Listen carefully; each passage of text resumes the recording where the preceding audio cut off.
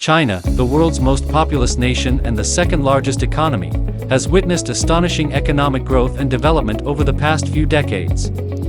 Despite its global influence and awe-inspiring achievements, China continues to carry the label of a developing country. How can this be? Isn't China a well-developed country with megacities like Beijing, Shanghai, Guangzhou, and Shenzhen? Plus, China's infrastructure is world-class. It is the nation with the most high-speed rail track in the world. In this video, we will talk about why China is still a developing country. Well, there are four main components at play that make China a developing nation. Reason number 1, per capita income. Despite its economic growth, China's per capita income is still relatively low compared to developed countries.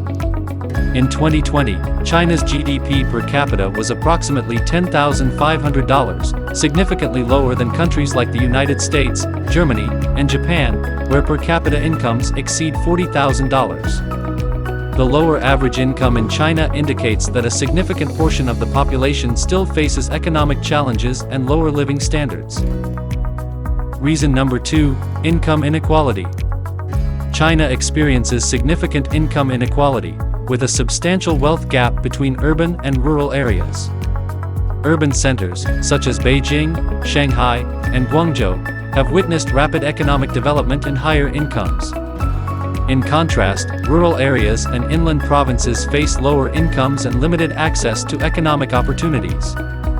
For example, the average annual disposable income of urban households in 2020 was around $6,000, while rural households earned approximately $2,000. Reason number 3, rural-urban divide. China's rural population faces numerous challenges, including limited access to education, healthcare, and infrastructure. Many rural areas lack well-funded schools and experienced teachers, resulting in lower quality education compared to urban areas. Additionally, healthcare services are often scarce or inadequate in rural regions, leading to disparities in healthcare access. Infrastructure development, such as transportation networks and internet connectivity, is also less developed in rural areas compared to urban centers. And reason number 4, environmental issues. China's rapid industrialization and urbanization have resulted in severe environmental challenges. Air pollution is a significant concern, particularly in densely populated urban areas. For instance, cities like Beijing and Shanghai frequently experience high levels of smog, leading to health issues for residents. Water scarcity is another pressing issue, with many regions facing water shortages due to overconsumption and pollution. Deforestation and habitat destruction also pose threats to China's biodiversity. Luckily, China is working hard in improving its environmental issues. For instance, China has launched large-scale reforestation programs and has seen a significant increase in forest coverage over the years. Plus, to combat air pollution, China has set emission reduction targets for industries and implemented stricter regulations on vehicle emissions. Coal-fired power plants have been upgraded with cleaner technologies, and there has been a shift towards cleaner energy sources such as natural gas and renewables. China has greatly improved its environment and has been a major player in making the country green.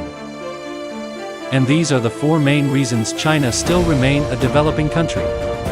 Despite having megacities like Beijing, Shanghai, Guangzhou, and Shenzhen, plus, the government has lifted 800 million people out of poverty, China is still a developing nation due to income inequality and rural-urban disparity.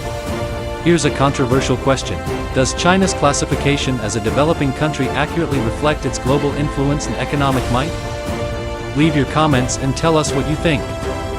And make sure to subscribe to this channel so that you will receive more interesting videos about Asia.